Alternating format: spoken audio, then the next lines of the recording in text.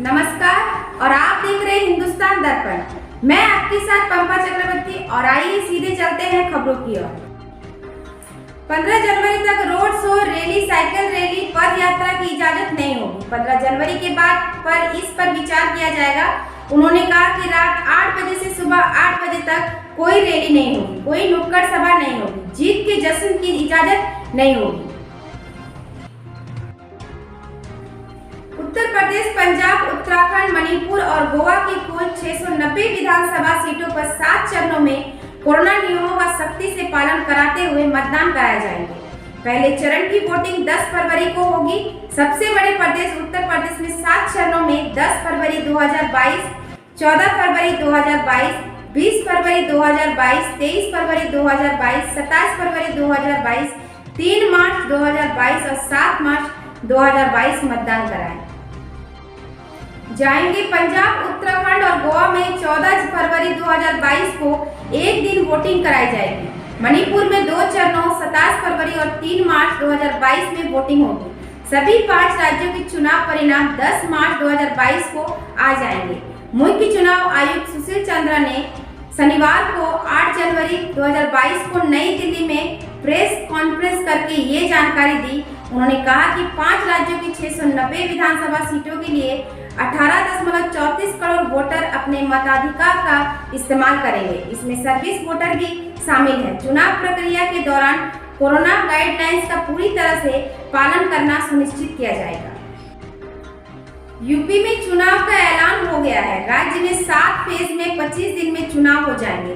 साथ ही चुनाव आयोग ने राज्य में 15 जनवरी तक रैली, सभा, पद यात्रा, साइकिल यात्रा, नुक्कड़ सभाएं, रोड शो करने पर रोक लगा दी है। इसकी वजह कोरोना की 3rd वेव को बताया है। इसके चलते राजनीतिक दलों को कम से कम अगले 7 दिन तक कैंपेनिंग ऑनलाइन ही करनी पड़ेगी, लेकिन भाजपा को इससे कोई फर्क नहीं पड़ेगा। उसके सबसे बड़े स्टार कैंपेनर प्रधानमंत्री नरेंद्र मोदी चुनावी तारीख के ऐलान से पहले ही प्रदेश में एक के बाद एक रैलियां का खेला करके अपना काम पूरा कर चुके हैं। पीएम मोदी ने 16 नवंबर से लेकर 2 जनवरी तक पिछले 1.5 महीने के दौरान यूपी के हर इलाके में रैली की।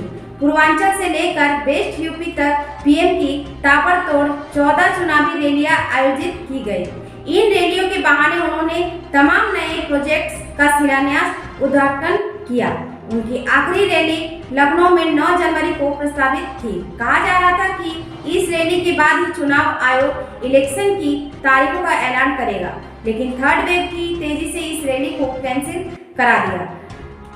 नतीजतन चुनाव आयोग ने भी 10 जनवरी के बजाय 2 दिन पहले ही प्रेस कॉन्फ्रेंस कर इलेक्शन की तारीख घोषित कर दी। रेलवे बोर्ड ने एयरपोर्ट की तर्ज पर बनकर तैयार हो रहे रेलवे स्टेशनों पर यात्रियों से सर्विस चार्ज लेने को मंजूरी दे दी है।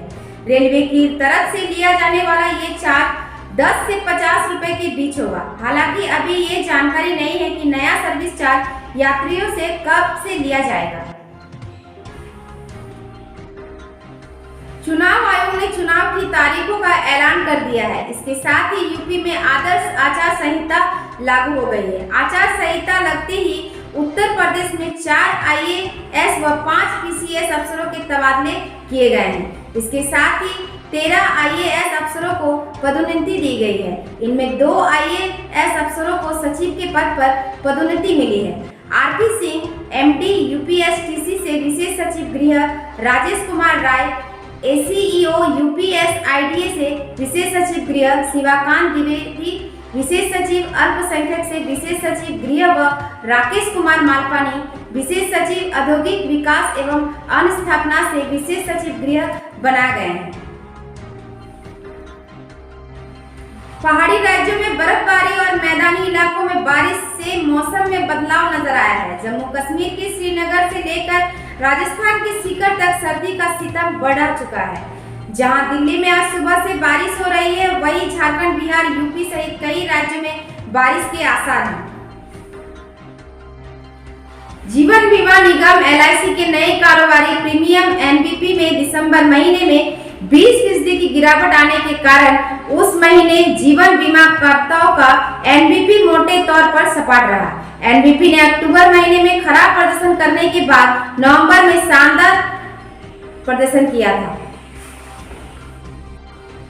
एकीकृत मुराइडी फुलारीटांड़ कोलियरी के बंद पड़ी डेको आउटसोर्सिंग परिक्षेत्र में अवैध खनन के दौरान मलबा में दब जाने से एक युवती की मौत हो गई।